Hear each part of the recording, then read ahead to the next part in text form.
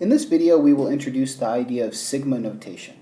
Stated as simply as possible, sigma notation is just used to conveniently express a sum, something of this form here, in a more compact, i.e. the sigma notation. So first, what does this sigma notation mean? The sigma symbol itself is telling you that we are going to add up terms of this form a sub I. We look at the bottom index, in this case a 1, and it tells us we plug in a 1 for the I to get a1. We put a plus sign. We go up to the next whole number, 2, plug 2 in for I to get the a2, and we put it with a plus sign. Then we plug in the next whole number, 3, to get a3, and we put a plus sign. And we keep doing this until we get to what we call the upper index, the n. Once we reach that number n on the top, we stop. So a few more examples here. So giving something a bit more concrete, if I wanted to sum up the expression 1 over k, with k going from 1 to 5, I look for the k's in my expression. I replace a k with a 1, so 1 over 1, we put a plus sign. Replace it with a 2, put a plus sign. Replace k with a 3, put a plus sign. Replace it with the 4, plus sign, and because 5 is the upper index, that's where we stop. So let's see how we can start off with a sum and express it more compactly. So we're summing up, so it's going to be the sum. And notice in terms of what we've been using for our index, the I, the k, you can use any variable or reasonable letter that you would like. So I'm going to go ahead here and just say j equals, and I need to determine the form of what I'm summing up. So we see 1/2 plus 1/3 up to 100. No, 1 is 1 over 1, 1 over 2, 1 over 3. So we're adding up quantities of the form 1 over something. We're starting off at 1 over 1. And we stop, so our upper index, when we get to 1 over 100.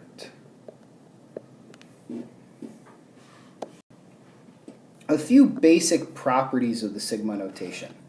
Very similar to what we've seen with limits and what we've seen with derivatives. If you have a sum of a constant times something, you can take that constant and actually pull it in front of the sum. Likewise, if you have a sum of something plus or minus something else, you can break that up into the sum of the first thing plus or minus the sum of the second. And that should be an I, not a 1. So very similar to those basic properties we've seen before with the derivative and the limit. Let's look at a few examples.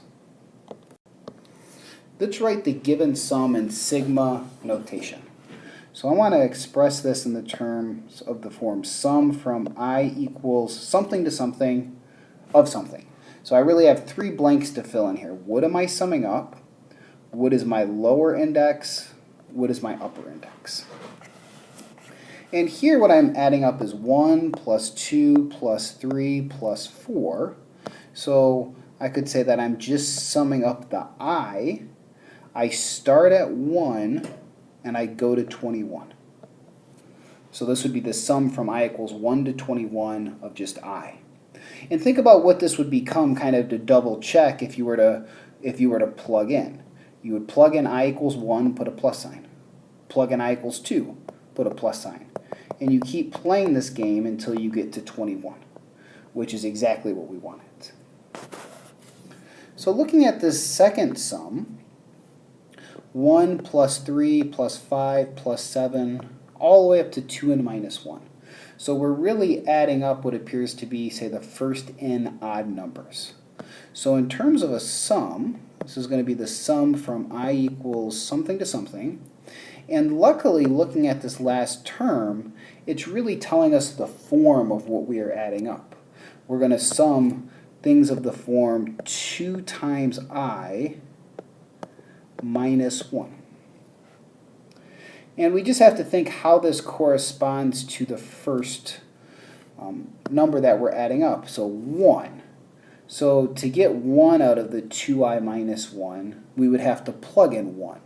because 2 times 1 is 2, minus 1 is 1. So note that the 1 can really be expressed as 2 times 1 minus 1. The 3 is really 2 times 2 minus 1. The 5 is 2 times 3 minus 1, and so on. So we are going to be summing up from 1, that will give us a first term, and plugging in n gives us a last term. So lastly here, let's look at one more example where we're going to express the sum in sigma notation. So the sum from I equals something to something of something.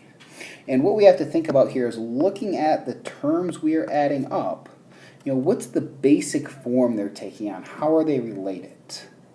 So 2, 4, 8, 16. It seems like we're just multiplying by 2. 1 times 2 is 2. 2 times 2 is 4. 4 times 2 is 8, and so on.